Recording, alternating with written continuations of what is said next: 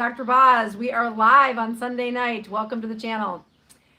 I am coming to you from Florida again. As you can see behind me, that's not a South Dakota backdrop. This is Florida for, I think, it must be the 5th time since Christmas. Maybe it's the 4th time since Christmas. And although the last couple of travel videos I've come to you with, we were either looking at colleges, talking about college campuses for my son. This is a trip that had been planned by my mother, who was going to take a trip with her granddaughter, my niece, when she turned 14. So this is, I might not look like it, but I am standing as Grandma Rose this weekend to honor the trip that my niece was promised before my mother died. So we are here at the beach. We've had some rainy days, but we've also had some fun. I've got a little bit of pink cheeks and a few little sunburns, but we have had an awesome weekend, and we have remembered Grandma Rose and used that time to just be thankful for her and remember her. So give me a thumbs up if you can hear me and see me okay. And we are, as most of these lives go, there's always something that happens about right before the live goes, and there's a person about 6 doors down who decided to feed all the birds. So literally it was squawking so loudly 3 minutes ago, I'm like, we're gonna have to close the window. But either he ran out of food or the birds are done eating. So anyway, welcome to Sunday night. I'm gonna start with checking my numbers. So as most of you know, there's a few traditions that I like to go through. One of them is to show you that I do try to practice what I preach. One of them is that you cannot check the ketone numbers without, you can't guess on your ketone numbers when you get to be keto adapted. If you're doing some of the advanced calculations and really trying to study why things are either going well or not well, nothing beats numbers. So the battery's dead on that one. All right, I'm gonna use 1 meter and we're gonna, it's usually I've got 2 meters at the same time, but I just noticed the batteries are low on that one. So I'm gonna prick my finger, check my numbers. I do have some announcements, and then I have a very special person I'm gonna highlight who has been a big part of our Neurons group that has asked some really great questions about being in advanced ketosis. And I think you're all gonna learn something from his questions. All right, this is the ketone meter. Again, counting down ketones. And you're gonna see this be 4.3. I did have ketones earlier today because I was human and tired and sunburned and trying not to eat. So I used actually ketones in a capsule about, oh shoot, I didn't wait long enough. One more time.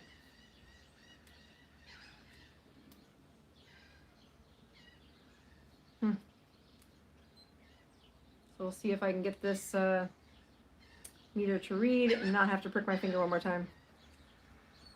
Well, that is my glucose. Let's see if I can, oh, I'm gonna have to prick my finger again. So, let's see if I can get that to not read EU. So the reason I check my numbers isn't because I like pricking my finger any more than you. I just think the example of showing patience and especially folks that are doing the ketogenic diet, you do not have to use blood meter to be as the only way to check it. You can use the urine ketones, and that works really well for a big part of the journey. But there are times where I push people to say, no, you got to get me some blood numbers so I can help you. So again, yeah, blood sugar 76. My ketones were pretty high, actually. That's better than I thought they would be. I didn't expect them to be that high. I am going to do some BHB. The packet I'm using today is the one that happens to be in the suitcase, which is cucumber lemon. So I will mix that in and drink that throughout my show.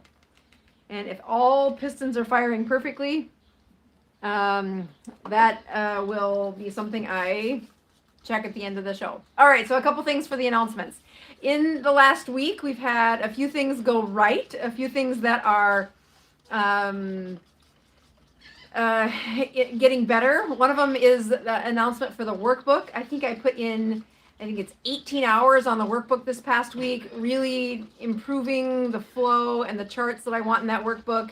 It is the sister worksheets that will that I have inside Consistently Keto. That's the online course that I use to teach patients, to teach people across the country, across the globe actually. And inside that workshop there are videos, but there are handouts that go with it. And the handouts have some of the worksheets that will make the workbook. The workbook is going to be a much better finished product than what the handouts are in that book, but they've just taken a lot more time than I thought they would. And I'm being a little picky because I've learned a lot about the flow of what patients need to be able to look at to recognize their patterns. So I like how it's turning out. It's still not done yet, but it's a lot closer than it was last week. And so stay tuned. I'm hoping to see that a little bit further along. As many of you know, that online course, Consistently Keto, many of you have taken. We want you to use that as a platform to help others learn about the ketogenic diet. It's a great way to kind of make the education very simple, very condensed versions of videos. And we don't really police how many people you share it with, but if you do want to be part of the Neurons Group, which is what we're going to highlight tonight, you do need to have that course and the email that matches to be in the Neurons Group. The Neurons Group is a support group on Facebook, and it is fabulous. We're going to highlight somebody from the Neurons Group tonight and watch to see how well that that journey has been improved because of the support that he finds inside that Facebook group. Let me see, I have a couple of announcements. Oh, my brains course. So this past week I launched the brains course, which I shared on this show a couple of times. This was a big moment for me. This is like my little baby. This is something I've worked on really hard over the last 10 years, really focused on it over the last 5 years of using what I think are the best tips and tricks inside the world of teaching, the world of neuroscience. How can you get people whose brains aren't working right to really remember some of the things they not only need to remember, but that are going to improve their quality of life. And man, I really love the course. It's one of my favorite things to do. And it's again, something where I don't really care how many people you share it with. We're really, it's designed for a group of people to take together. So we've had some communities reach out, as some of them are virtual communities across the nation. Others have been actual communities that really have struggled with their local municipalities' ability to deal with addiction. And then this isolation from the past year has been another place other communities said, do you think it would help us in their communities of some elderly patients and some elderly communities that are isolated and really struggling? So I'm super excited. That class will be with me the next 4 weeks as we unpack the modules that are in there. There are 11 modules. We'll do either 3 or 4 of them each week. And I'll show you the major teaching points, the stuff I really want the leaders in those groups to make sure they hone in on and use that as a way to just get the most out of the course.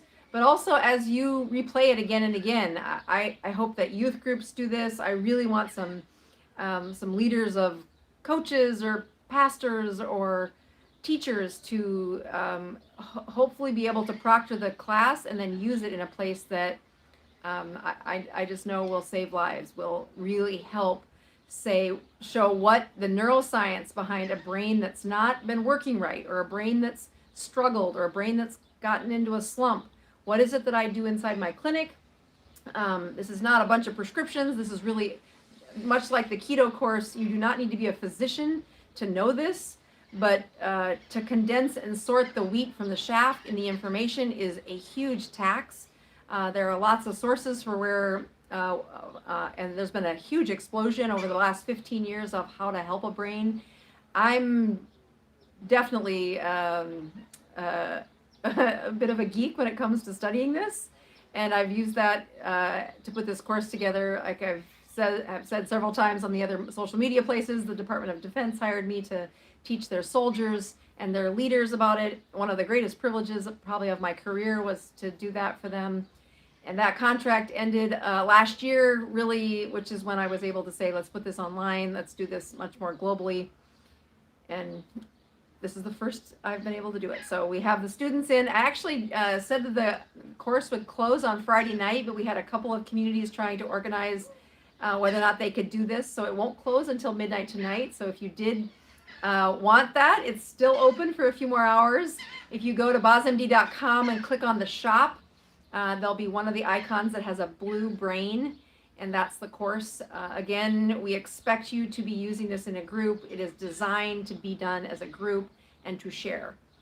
So I know that when the first students are going to walk through this, much like Consistently Keto, this only gets better as the more people are educated, and I'm very excited to see what this information does in the real world. So thank you for all of those that signed up, and I look forward to seeing you in our Q&As.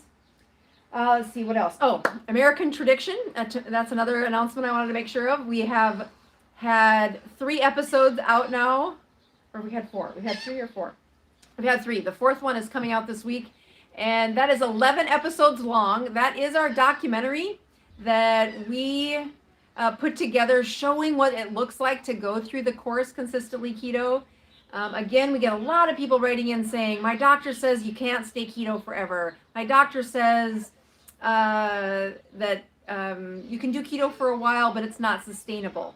So I give people the rules of how, for 5.5 years now, my patients have done this. Here's how they do it.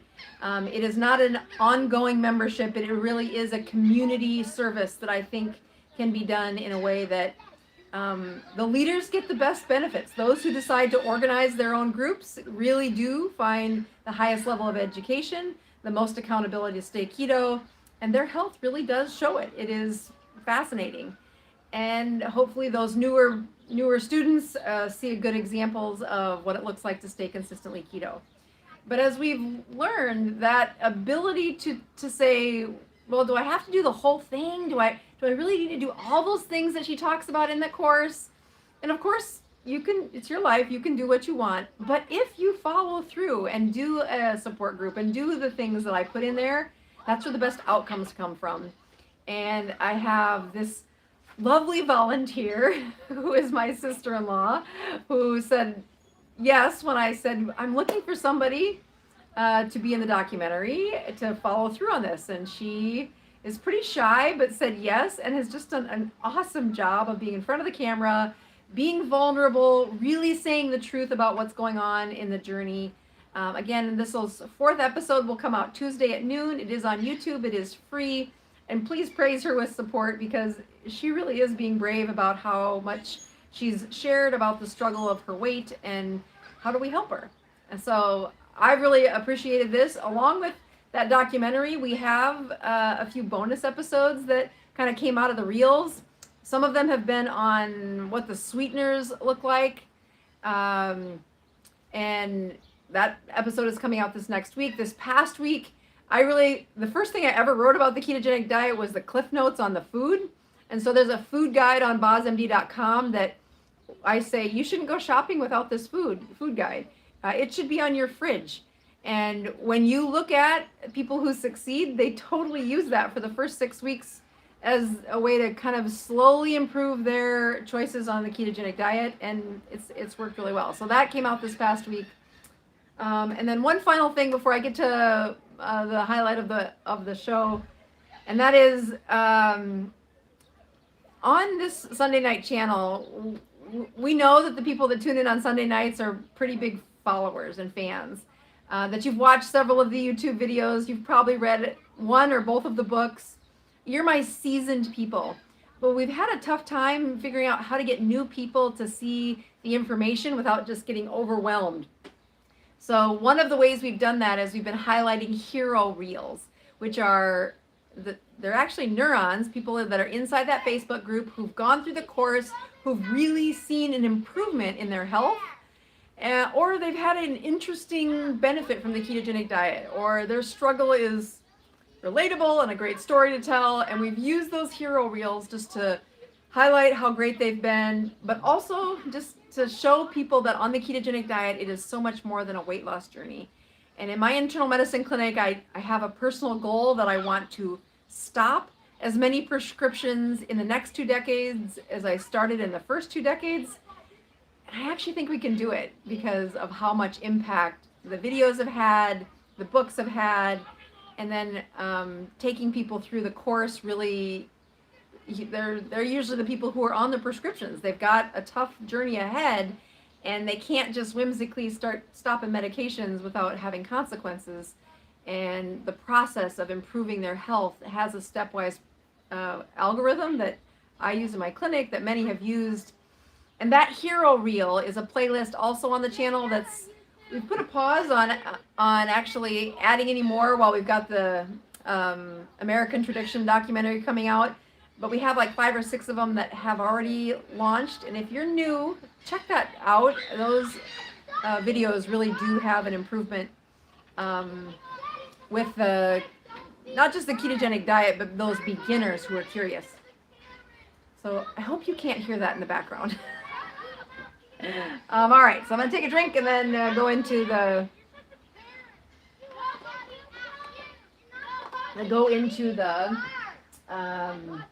highlight for tonight. So, They can't hear it. they can't hear it? They can. They can't hear it? Okay, I'm going to just pull this sound back, and we're just going to take away some of the noise. So, hold on. All right. Let me just close the door. I have children. I know exactly what's going on out there. Okay. All right. So I do have a couple of things that we're going to back this up just a little bit more. A couple of things that I am super excited about. One of the folks we are highlighting tonight is Vincent, who again is part of the Neurons Group. His journey has been pretty fantastic, you know, really working at the process, had gone through the course, has really improved his health. And it's these kind of questions that I've been answering in several of the support groups. Many times I have said on the show, and I'm very serious about this, that if you write an email to hello@bozmd.com and ask me to guest speak at your keto support group, I am very supportive of those people who've started a keto support group. And it's these kind of questions that are, I think, more advanced, that probably don't end up on this part of the channel because of, open it up, that the channel really does benefit from everybody that's got questions, but it's these kind of questions that probably get the least amount of attention in the group. So I'm going to use Vincent's post that he put in the Neurons Group. Again, that's that support group. And not only did his posts help him, because he got the answers he was looking for, but his journey has helped several other people. All right, so this was in late March. He says, well, surprise, surprise, I'm off track again. I'm going to try really hard to get to the root of my weekly urges to veer off track. And like many people, Vincent was struggling with this addictive pattern that as soon as life would get a little boring, or as soon as he would get stressed, he'd reach for carbs and he would binge, and he'd fallen off the wagon again. But this is, he called it his 2-day cheat, and he wrote down some of the symptoms he had from that 2-day cheat. He said, yes, I got significant bowel issues back. I was feeling like a sloth and craving endless sleep, super sluggish and tired. His heartburn, which had vanished, had returned just 2 days into going off the ketogenic diet. His mood changes previously were managed, his depressive symptoms were now kind of coming back. He just felt down. He felt sluggish. His skin problems, which were dry and itchy and a dull looking skin, had all returned within a couple of days. And he put on nearly 15 pounds. Now, I don't know if that was over the 2 days of that, but he said, you know, just the act of writing this out kind continued to say, okay, I need to get back on track. And the process of just writing this down has helped me remember that I just got to get back on track. And at that point, I think he wrote in, or somebody mentioned, what should I do? And I said, what I do when I go off track is I do put ketones in a can front and center. I hack it. It does put the chemistry right back into my system the fastest, and I feel the best. All right, so then a few days later, he writes in, and he had been on a 24-hour fast. Again, he is keto-adapted. He did not start this last week. He is not 6 weeks into the ketogenic diet. I think it was somewhere in August or September that he started as a Neuron. And he goes, I checked my glucose a few hours after exercise, and it's gone up to 101. Why is that? And he goes, all I drank was water. What are the reasons that my sugar went up when I exercised? And actually, that is predictable. He had several folks answer the questions correctly. They did a good job of saying there is a message that comes to your stored glucose in your muscle cells, and that stored glucose gets released, and your blood sugar will rise when you exercise. This is predictable. This is expected. And his rise to 101 is not a problem. That was actually, it's a response to exercise. And think of it as another way to empty out some of that stored glucose inside the muscle cells. As you watch, the most dangerous part of stored glucose in the muscle cells is that it never gets used. It just sits there. It never gets spent. So one of the best parts about having a lower blood sugar to begin with is that the response of the body's signal to say, hey, our guy's exercising, those muscles are being used, I need some fuel, is the emptying of that stored glucose in the muscle cells. That is a healthy cycle of what's supposed to happen. And you can see that especially poignant if you wear a continuous glucose monitor. So, and he had several of the Neuron. The best part about the Neurons page is that I don't have to be the one answering the questions all the time. And as much as I love watching, and I go back and read them, and you'll see me put hearts and likes on the answers that I really appreciate and can see, yes, they did a great job here. The level of education that happens inside that group grows day after day.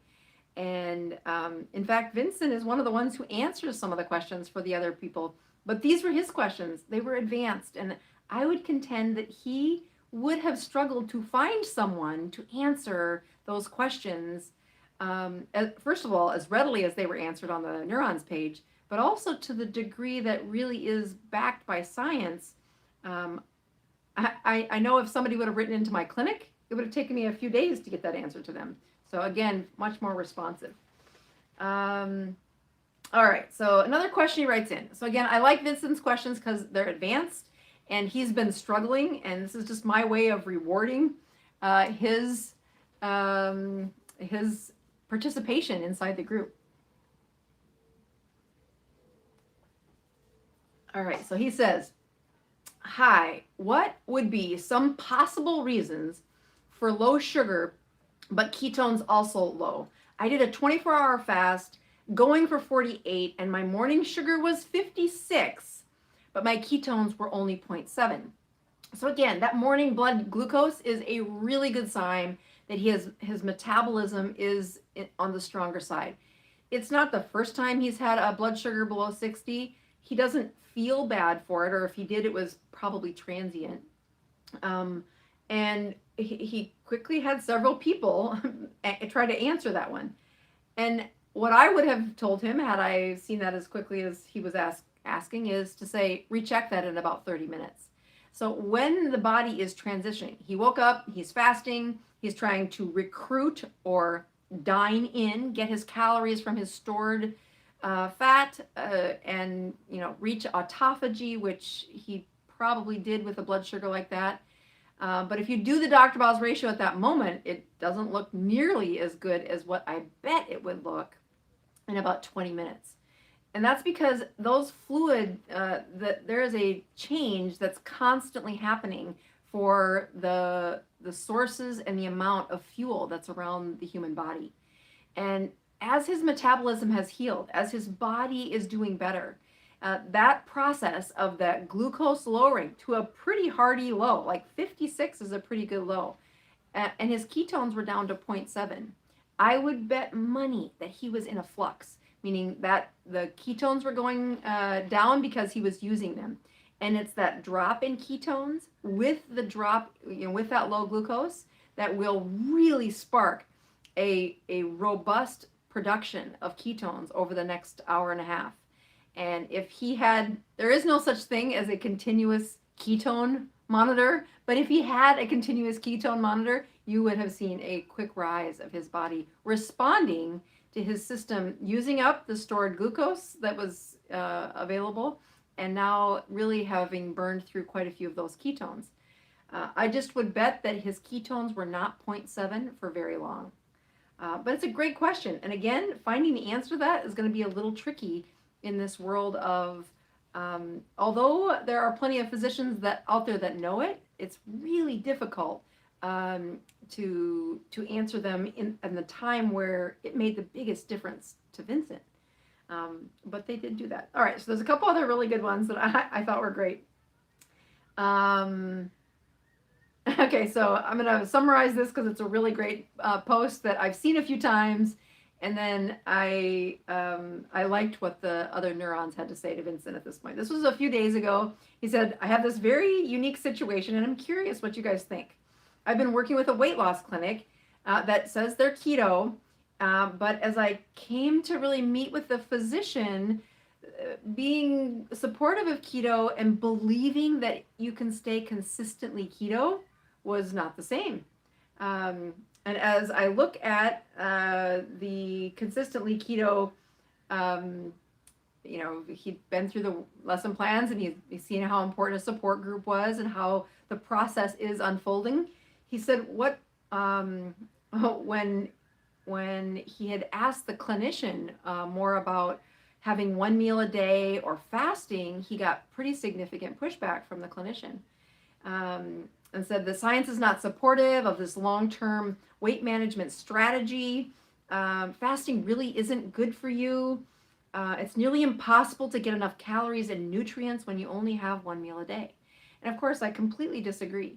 I know for certain that especially when you're having the high density nutrients and that you've got a body that is rid of most of the inflammation.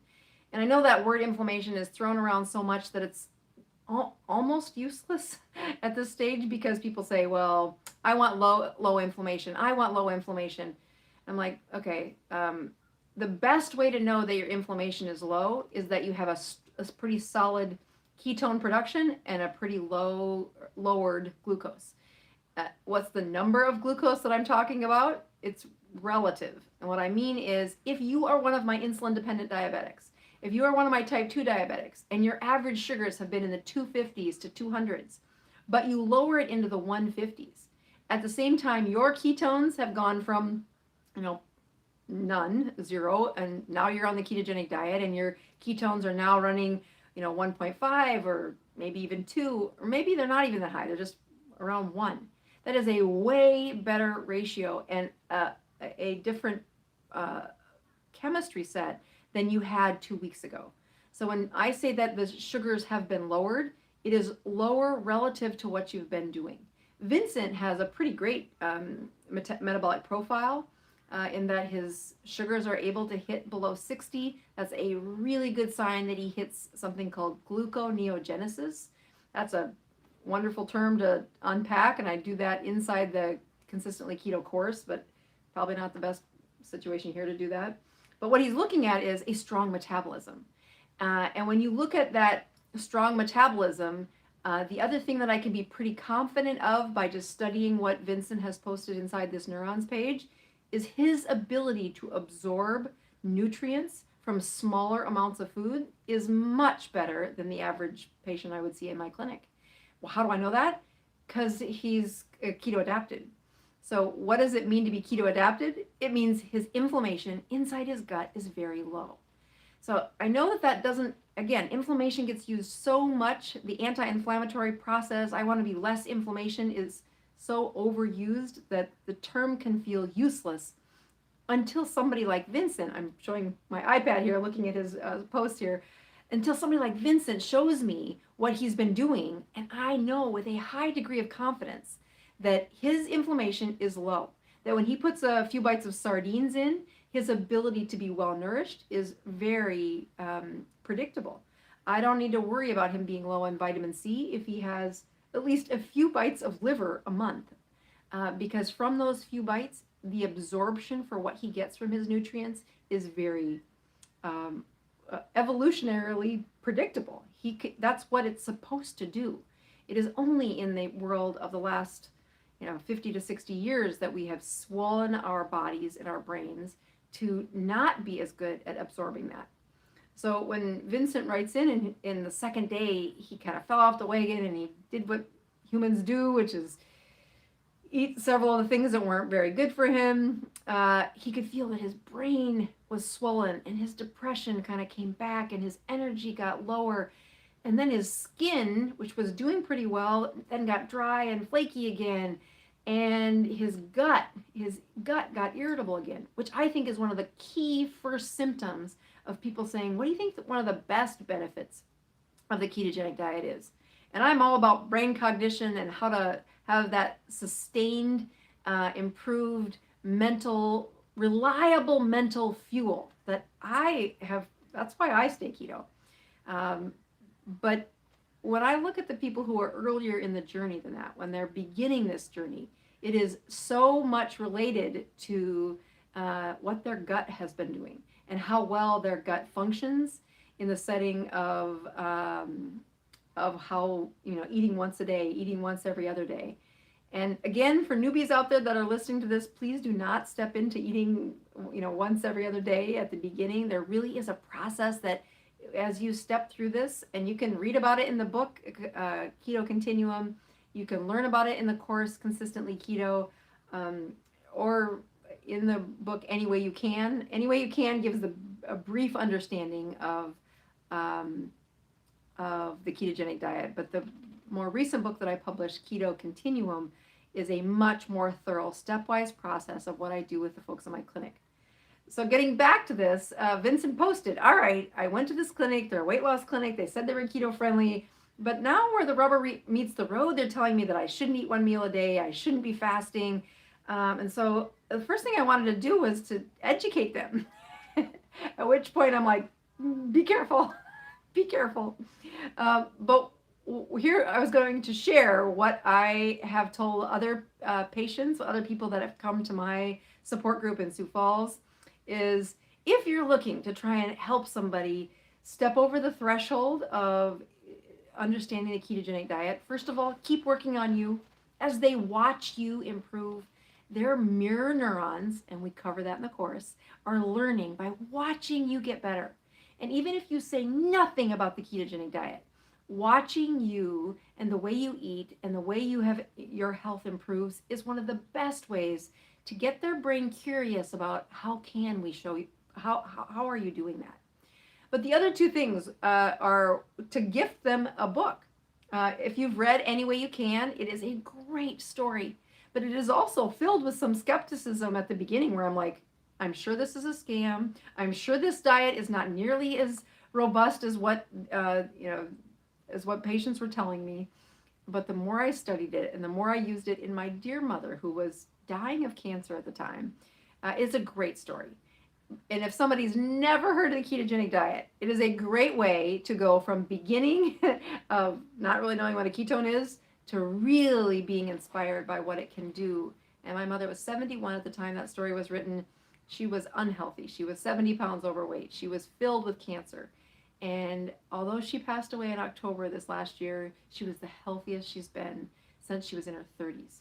So I feel compelled to tell you that if you're going to gift a book to somebody and you're trying to say, should you give them Any Way You Can or should you give them Keto Continuum, Any Way You Can is definitely a book that will inspire. It is a great story, but it is not filled with the step process that I use in my patients now. It leaves several parts unanswered. I didn't flush out some of the things that I was probably doing with my mom at the time, but just didn't have the evidence behind it and didn't really have a way to articulate what happens if something goes wrong. By the time I wrote Keto Continuum, it's 5 years later. It's a process in my clinic that I do, and I walk patients through this, but you don't have to be a doctor to walk somebody through the keto diet. I do think the book outlines how much easier it can be to teach patients about fasting and about time-restricted eating. So as he looks at this clinic and says, I just want them to learn what I've learned in this course, I'm like, okay, just gift them the book. Just don't try to teach them. And the reason why is that it's very sensitive. I have had my own share of patients come in with a stack of literature asking me to learn something. It's in the middle of a busy clinic day, and I probably wasn't the best recipient of that information then either. So the best strategies have been lead with a story. And if the story is you, it's the best one. If you need another story or a story that shows you a little bit more evidence, use the books. It is the best way you can support this channel. I know there's a ton of folks out there that keep a couple of these books on hand, and I just want to say thank you. That is, I've had people say, can I send donations to you to support your cause? And I'm like, no.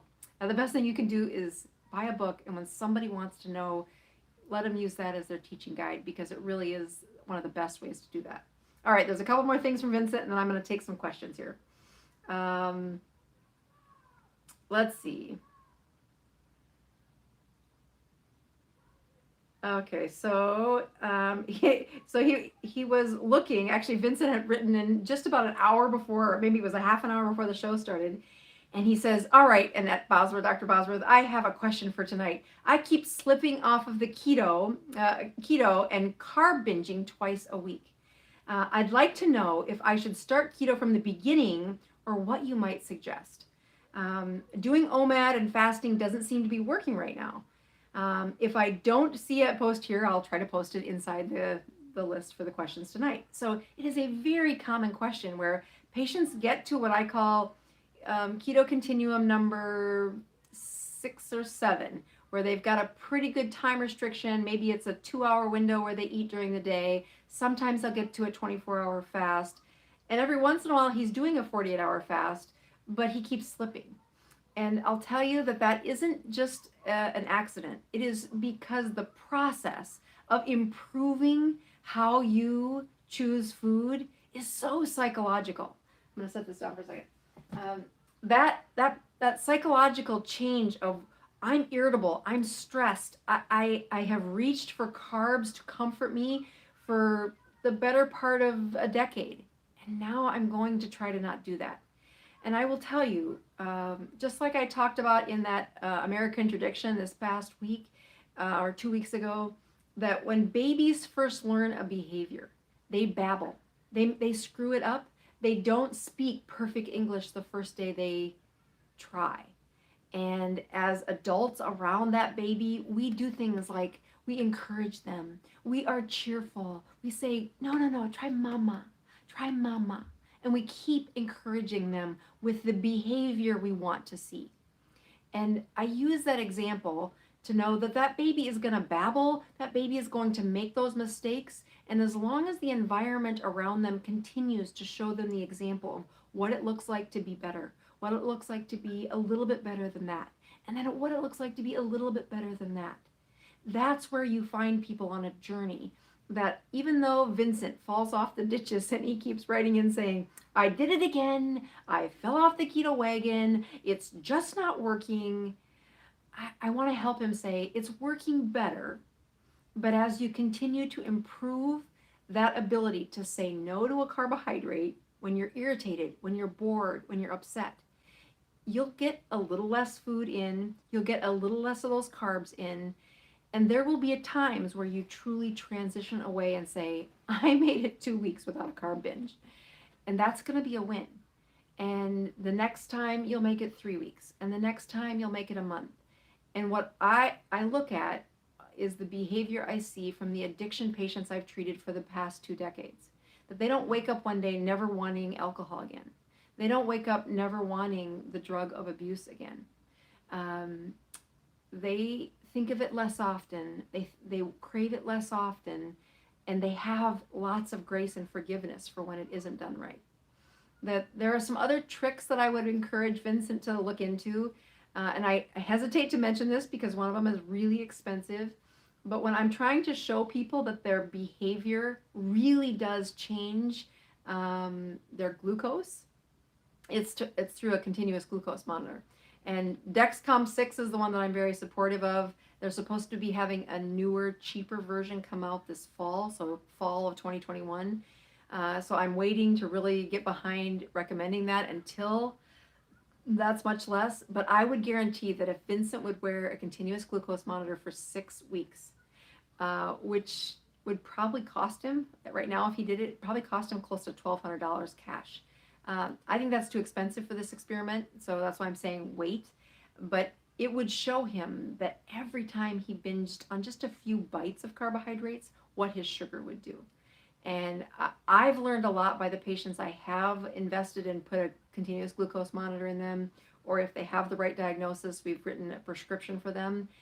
And I've even worn one myself for a couple of months to see how much better I am about not eating the things that I know are going to send my sugars up. They're going to send my ketones down. And the longer I go in between those binges, the easier the next time around is. So the other thing that I will really push Vincent to do is I hope he's found a tribe that does the brain course. Because there's a part of the brain course that talks about shutting down your really rapid thoughts.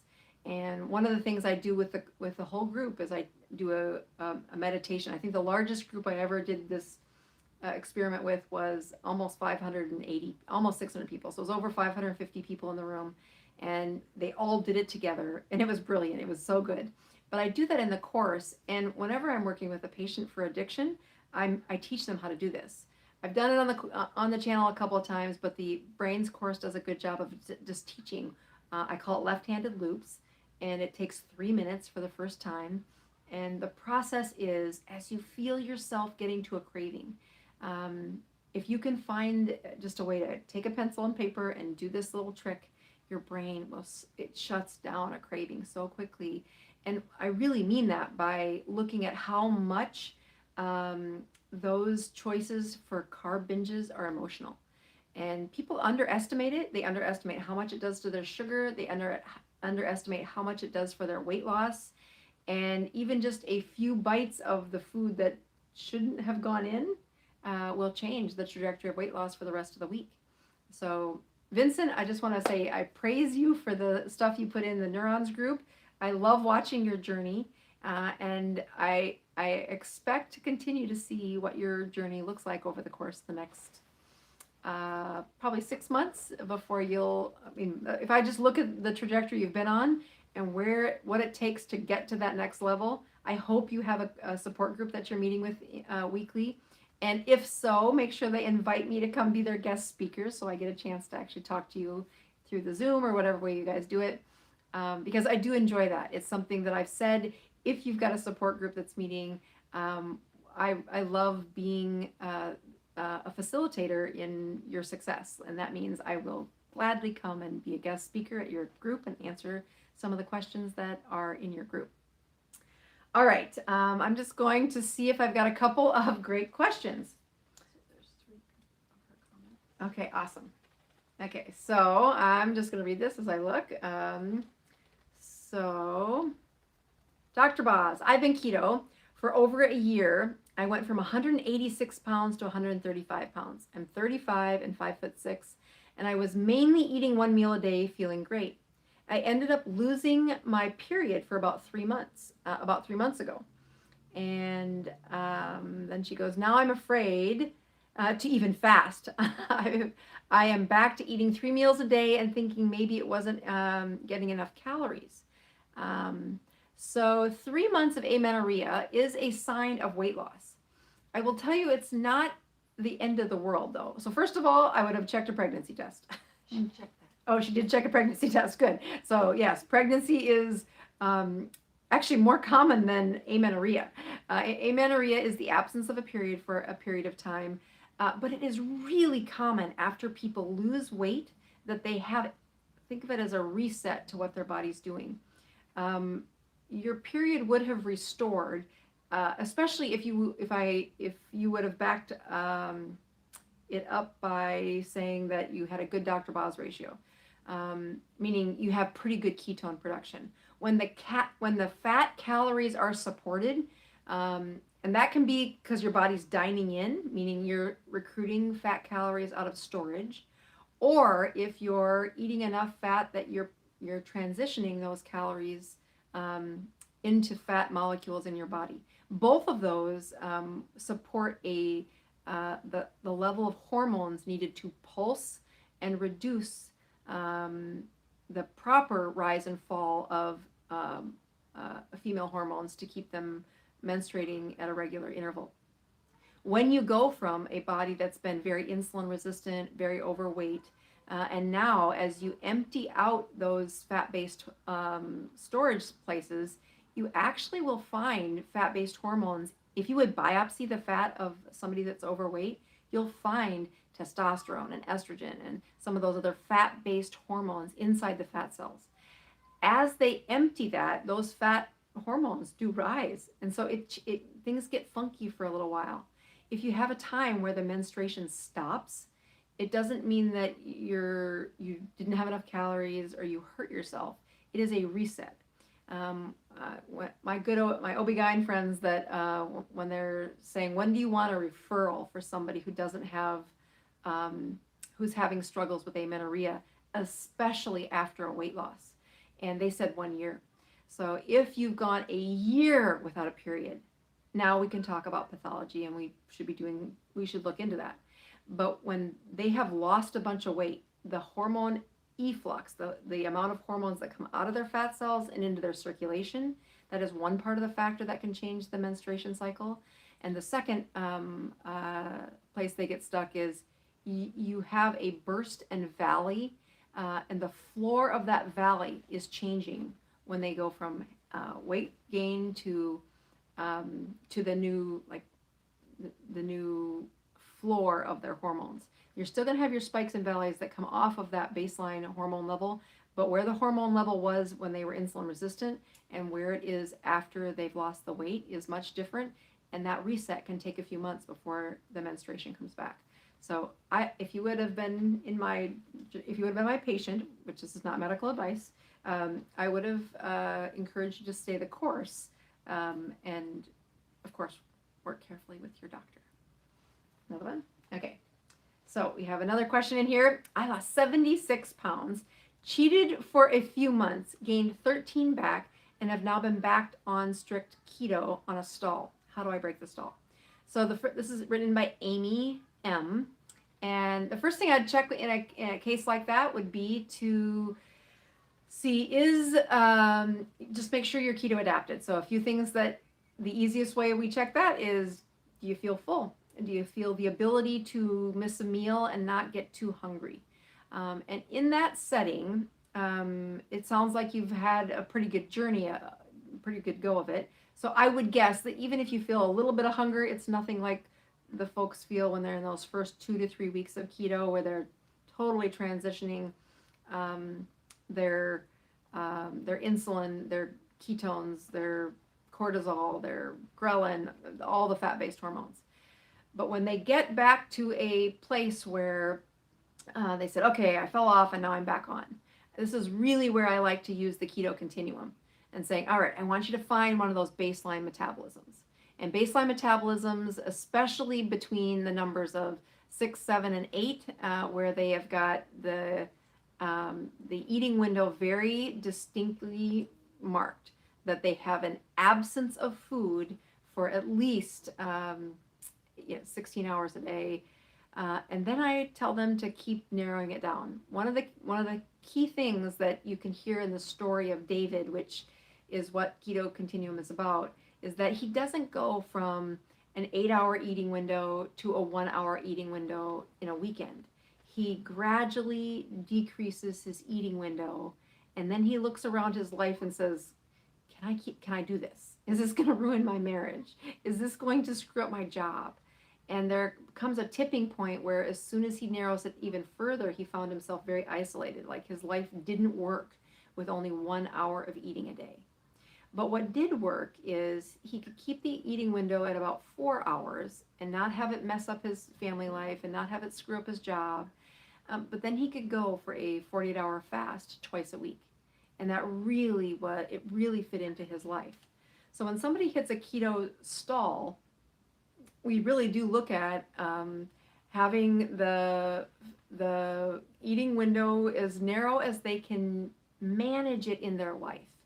And then finding these extended times with no food, 48 hours. I love it if they can push it to 72 hours, and then watch to see what that does when they find the rhythm of that in their life. The other thing that I would tell somebody who's been on a ketogenic journey and is in a stall is I have them weigh their food.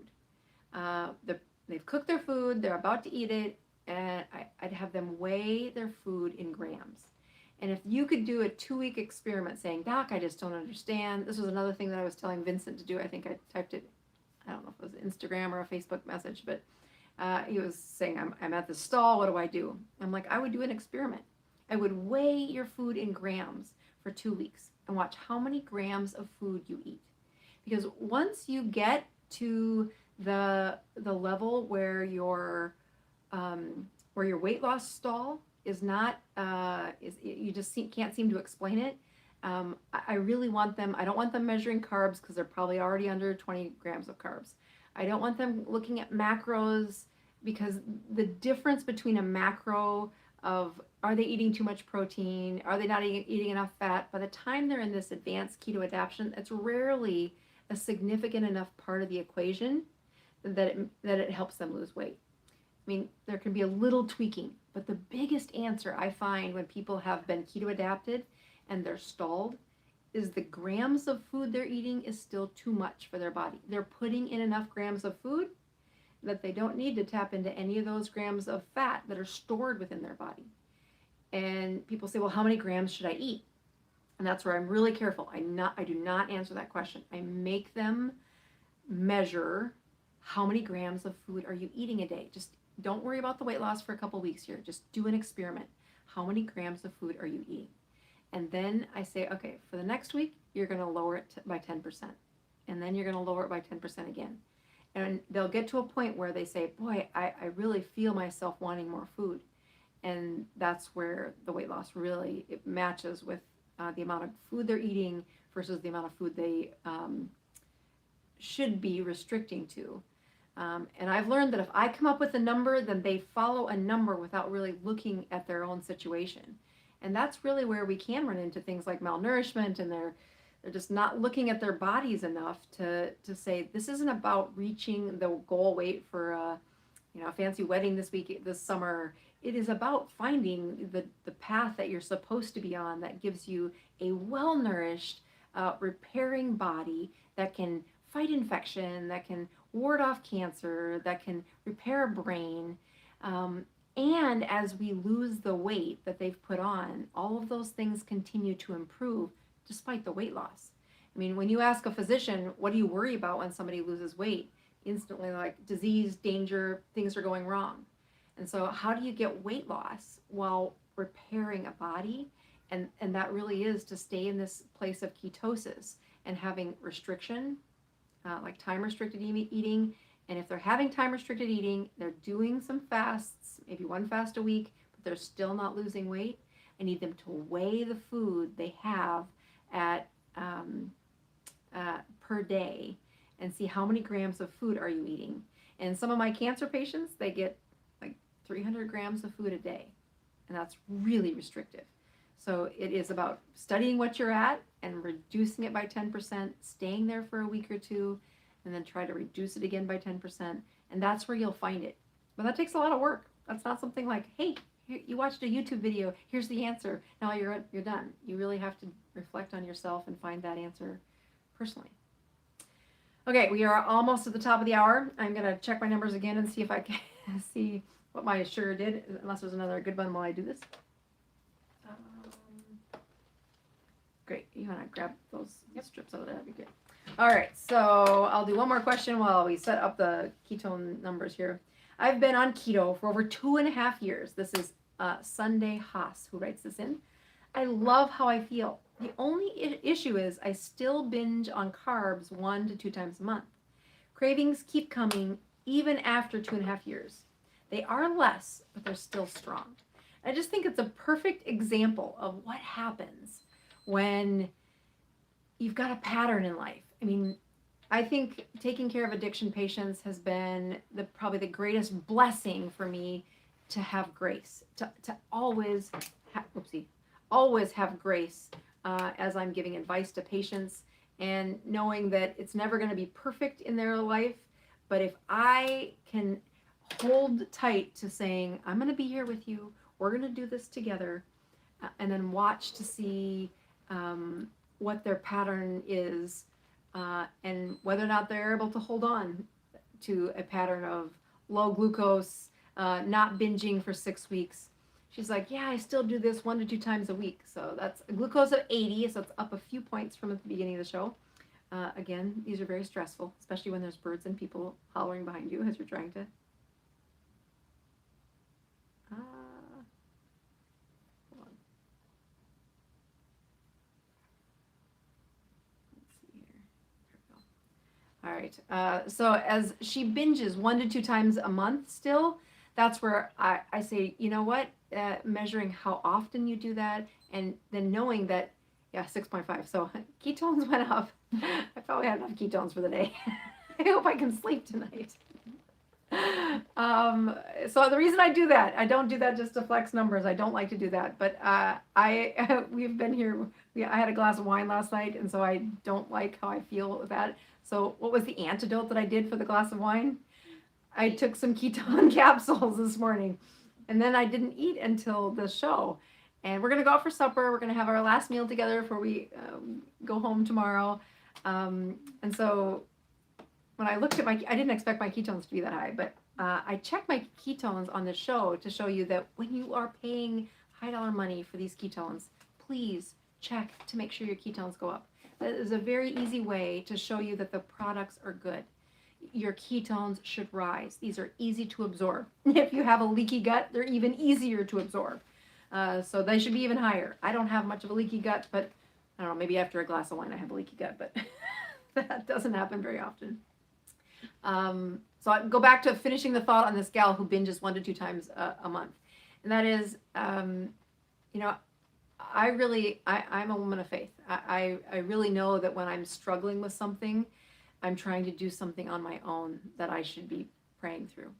And I know when that happens that I crave things more and I get irritable and I do human things like get growly.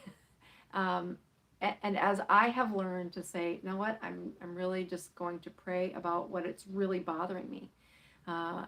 That is where my cravings got less, and the frequency for how often I did screw up and binge is less and less. I do have one more thing I was going to ask people to pray for with me, and that is that I have not officially decided to move to Tampa yet because my son is still not in the high school that he needs to be in. I mean, that we've applied for. So it turns out they do not make that decision until mid or late May. I thought they were going to make it the first week of April. And so I was so excited because I was ready to figure out what the next stage of my life is about. But that isn't going to happen for another now 6 weeks. And so just pray for my son. Pray that if he's meant to be in this school, that he ends up there. And he just turned 15, or he turns 15. He's 14. He'll turn 15 in a week or two. And just pray that if he's supposed to be there, that we end up there. And that I don't try to control it like I've done in the past and say, I need it to be this way. I do think that, 4 or 5 visits to Florida over the last 5 months, and I think the people are great. They must all be from South Dakota originally. All right, thanks for tuning in, everybody. For those of you in my Brains course, I will see you on the other side. It's going to be a great journey for the next 4 weeks. That show is open, or that course is open for a few more hours before I close it. In those communities that are on the fence. Brains closed. Closes tonight. Yeah, Brains closes tonight later on. So I will see you inside, and we'll see you next week. This is the Dr. Boz Show. We are improving your health one ketone at a time. Good night, everyone.